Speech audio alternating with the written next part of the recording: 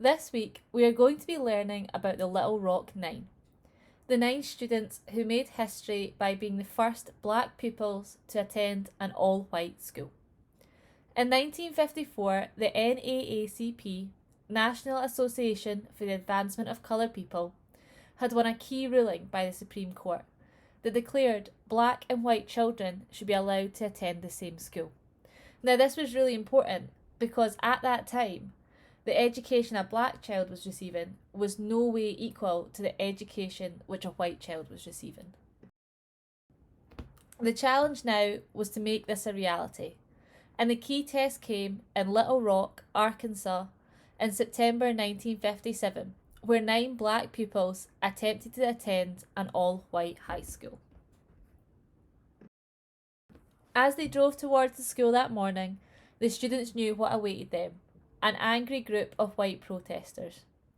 Just a few weeks before, the 9 had walked past such a crowd on their way to the high school's entrance. That morning, Arkansas's National Guardsmen had turned the 9 away, and along with the police, stood by while the white mob pelted the black students' cars with stones, assaulted them, and threatened their lives. But even though they were scared, the 9 hadn't given up.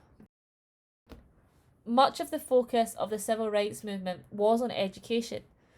Education, many believed, would help African Americans to get better jobs and to gain influence in American society.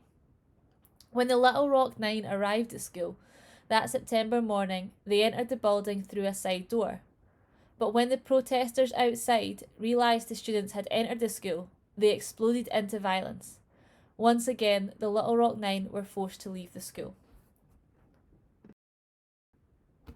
The next day, the Little Rock Nine returned to Central High, this time protected by the United States Army troops, sent by President Dwight D. Eisenhower.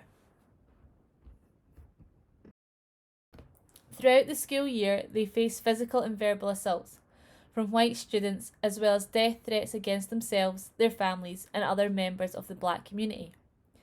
One of the 9, Minnie Jean Brown, was expelled from Central after fighting back against white students who abused her. But the following May, Ernest Green became the first African American student ever to graduate from Central High. The courageous actions of the Little Rock Nine had helped open the door of education for African Americans all across the nation.